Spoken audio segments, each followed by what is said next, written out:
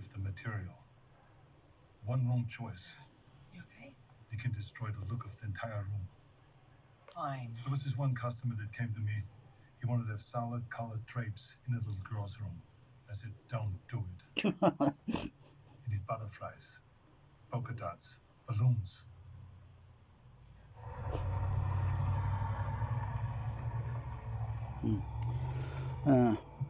Just having a listen. Stay put. Just having a listen. Trying to decide whether I want to do anything more. Cause it won't take long to fit the other one up. And then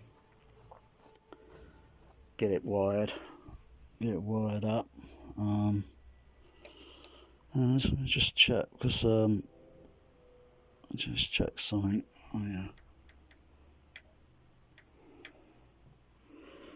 So I was doing a different test last night with the levels. Okay. Let's see what the state of it is. Oh, that's the side surround.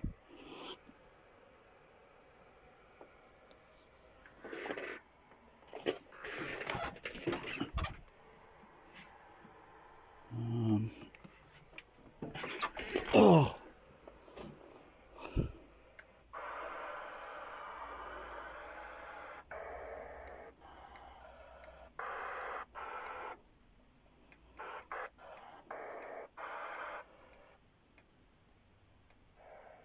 Oh yeah. Just making sure everything's still, because I've been at the back of the racks. Being at the back of that rack, back of the rack, back of this rack, something could come loose, you never know. So just check over everything.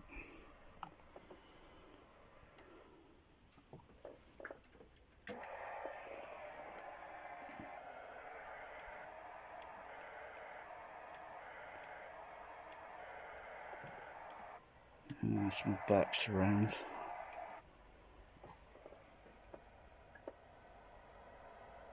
Side surrounds are a little bit lowered at the moment. Must have. Sorry. Oh, we do everything eventually, but it's sort of sometimes listening to the mix, and then sometimes you notice. I noticed that.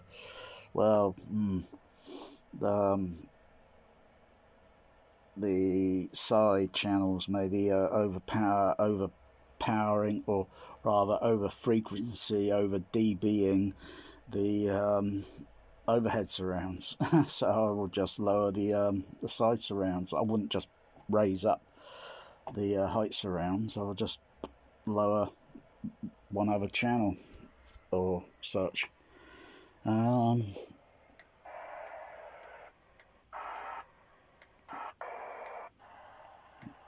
Yeah, the back ones are still active, even though they're not wired yet onto the other SA10.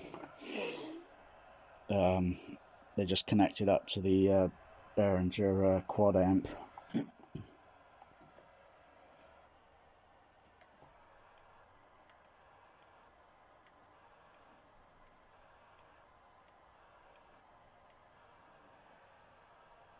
They sound okay.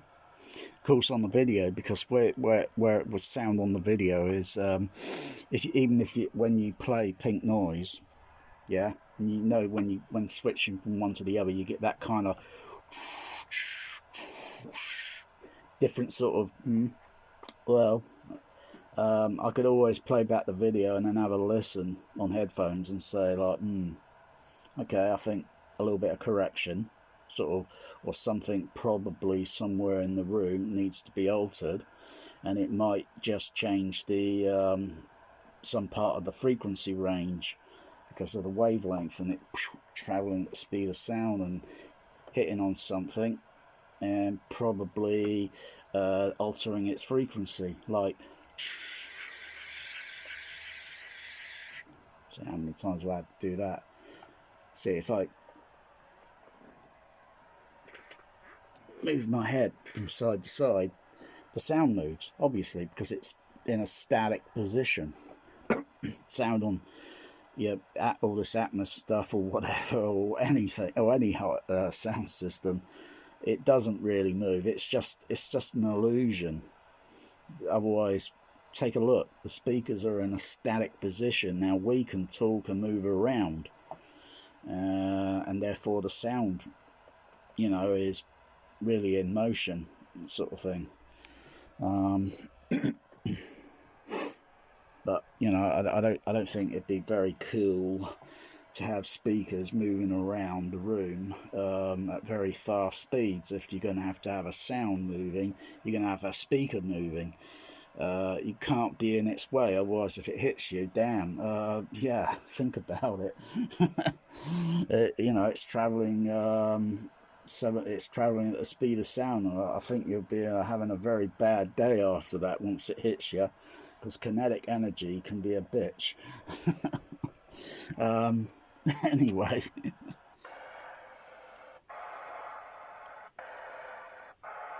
Yeah. I think still quite a bit more adjustment needs to be done.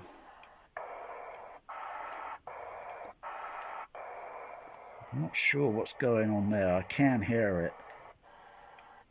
That.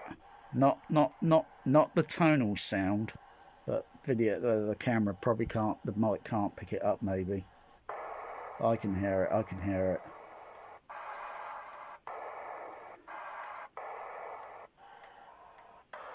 Yeah. Oh, I know what it is now. I know what it is. That's okay.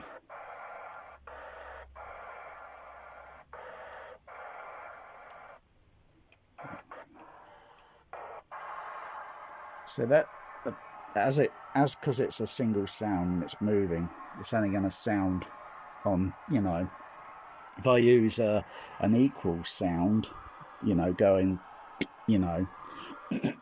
it would sound on the middle. And if you can change the phase, putting it, you can get it then sound out through the extra channel, or I would on mine, I was looking at someone's system. Anyway, that's okay. It's okay. I was looking at someone's system. I think he had something like, oh gosh, what was it?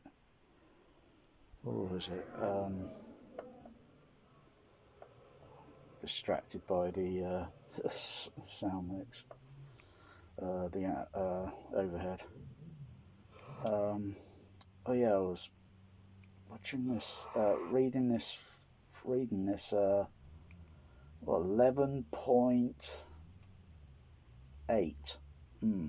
11.81. So that's only 4 overhead surrounds. The Denon would only do up to 6. Even though I'm not using the other output on it, even though I'm not using the front wide, so that means, the other channel, the other RCA output is still, there, but it's assignable, but only for, I think it's upper center channel and VOG with Uro 3D.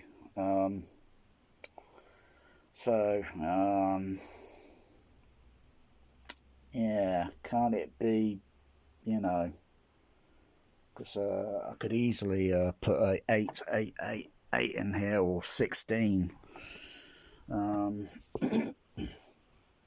So at the moment, my overhead surrounds, once they're totally finished, they'll be up to about 12 channels. Let me see.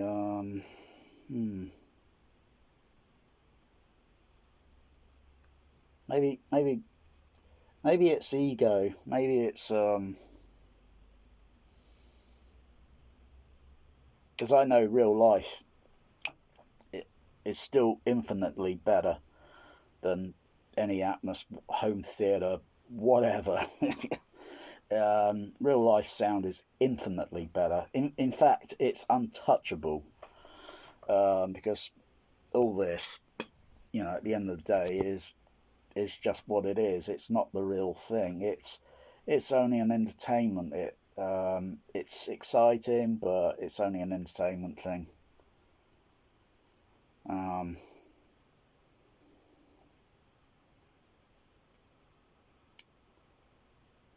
He's found us.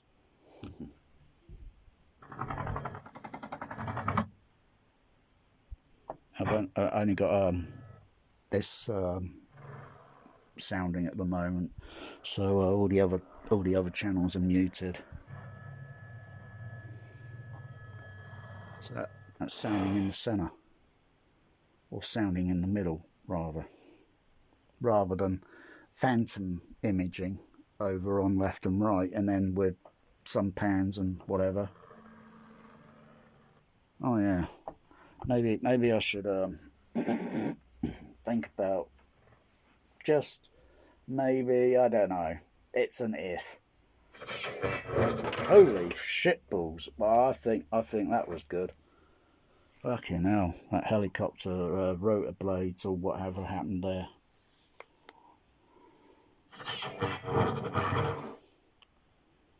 Oh wow.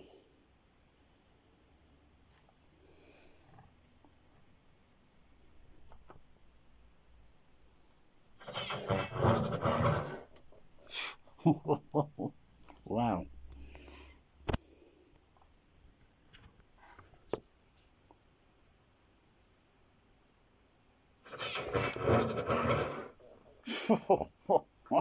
I think that's good. Let me try back row.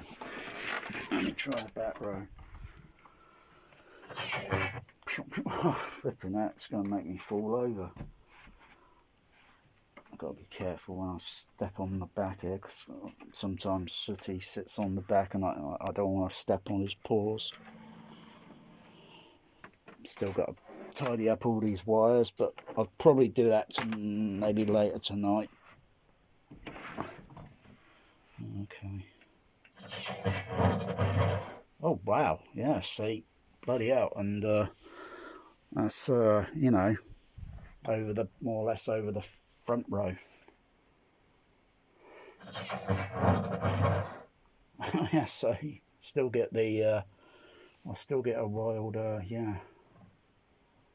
It's a bit, wow, wicked. It's a bit awkward for me when I mount these up on the ceiling, because it's not easy doing it all by yourself, doing the measurements and measuring in between and how much, where the center roughly line should be for it, and just a little, it's one of them's just a little bit slightly, yeah, but that doesn't affect the sound quality. It's only just moved in by a few, probably when I mounted it, because it's very awkward when you got sweat dripping down your face and getting in your eyes and everything. It's not easy. If you had two people help, two people doing, and then it's okay. It gets done nice. But when it's it's, they're up there, they sound great. I just can't wait to get the ones at the back done. So there'll be a dog, woof woof, above me, or above this seat. And so whether you sit here, or there and there, let's just try that again, that effect. I'm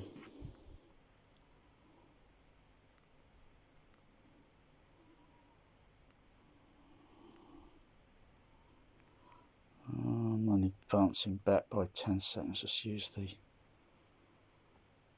set. Oh yeah, it's somewhere around about that point now, I think. Or was it? I think probably about there. I'll just play it from there, and I'm just going to move over to the front and just sit on the floor.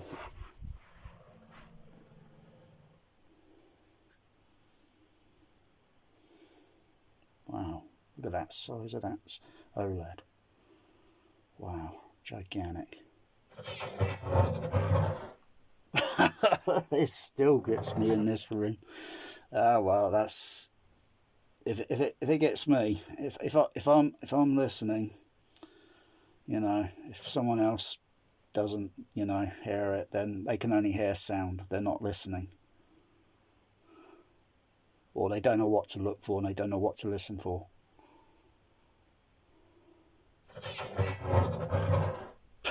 Oh, wow. And that's right behind me at the back, so you know, all this stuff that I see about people placing their overhead surrounds for their Atmos, and all these they go to so much oh gosh, they really go to great lengths of using a CAD program, a computer aided design, and thinking, oh, it's got to be here, and the degree angle, it's going to be like, the degrees angle is going to be like this, and everyone on the forums are drooling, thinking, oh, God, oh, you know. Just look at your room and just put the damn things up, for Christ's sakes, you know, it's not that hard, all right? As long as you know, as long as they're in a good positioning around in a, you know, it should be a-okay, or a-okay enough. If I went as far as using a computer aided design program, bloody hell, I'll be messing around with it for about a week or two until I post the bloody thing and say, look, here it is, and I'd rather just get on with it, put them up there, and that's it, you know. But I'll be very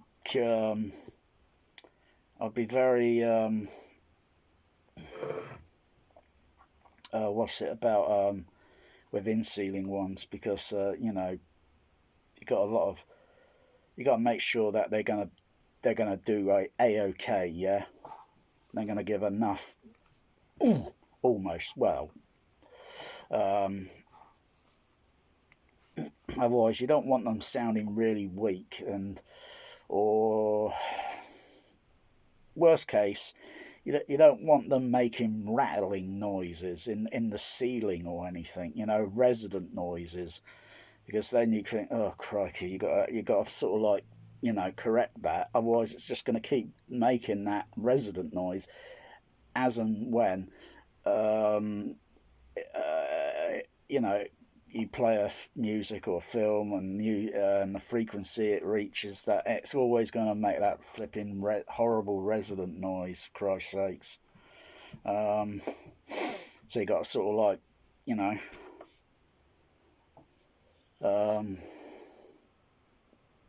putting speakers on the ceiling is no more different than in ceiling ones, because I could put those in ceiling if I wanted to, but yeah, bit of a problem, you know, cutting big holes out, and then it's a bit more effort, a little bit more effort.